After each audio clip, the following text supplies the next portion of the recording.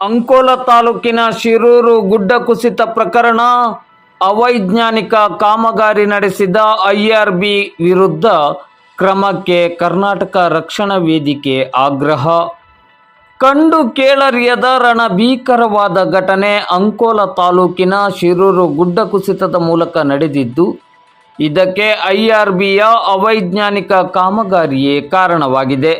ಅವೈಜ್ಞಾನಿಕ ಕಾಮಗಾರಿಯನ್ನು ನಡೆಸಿದ ಐಆರ್ಬಿಯ ವಿರುದ್ಧ ಸೂಕ್ತ ಕ್ರಮವನ್ನು ಕೈಗೊಳ್ಳಬೇಕೆಂದು ಕರ್ನಾಟಕ ರಕ್ಷಣಾ ವೇದಿಕೆ ನಾರಾಯಣಗೌಡ ಬಣದ ವತಿಯಿಂದ ಸಂಘಟನೆಯ ಜಿಲ್ಲಾಧ್ಯಕ್ಷರಾದ ಭಾಸ್ಕರ್ ಪಟಗಾರ್ ಅವರ ನೇತೃತ್ವದಲ್ಲಿ ಜಿಲ್ಲೆಯ ಎಲ್ಲ ತಾಲೂಕು ಘಟಕಗಳ ಅಧ್ಯಕ್ಷರ ಸಹಯೋಗದಲ್ಲಿ ಜಿಲ್ಲಾಧಿಕಾರಿಗಳಿಗೆ ಮನವಿಯನ್ನು ಸಲ್ಲಿಸಲಾಯಿತು.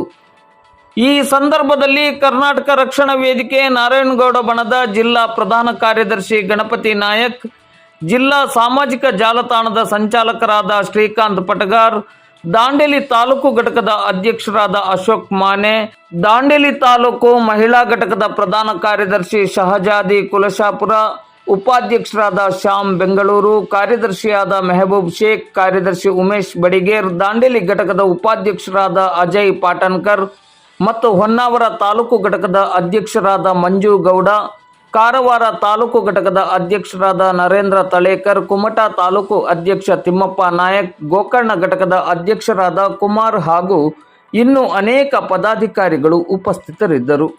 ಮನವಿ ನೀಡಿ ದಾಂಡೇಲಿಗೆ ಬಂದ ಬಳಿಕ ಮಾಧ್ಯಮದ ಜೊತೆ ಮಾತನಾಡಿದ ಕರ್ನಾಟಕ ರಕ್ಷಣಾ ವೇದಿಕೆ ನಾರಾಯಣಗೌಡ ಬಣದ ದಾಂಡೇಲಿ ತಾಲೂಕು ಘಟಕದ ಅಧ್ಯಕ್ಷರಾದ ಅಶೋಕ್ ಮಾನೆ ಅವರು, ಶಿರೂರು ಗುಡ್ಡ ಕುಸಿತ ಘಟನೆ ಅತ್ಯಂತ ನೋವು ತಂದಿರುವ ಘಟನೆಯಾಗಿದೆ ಎಂದರು.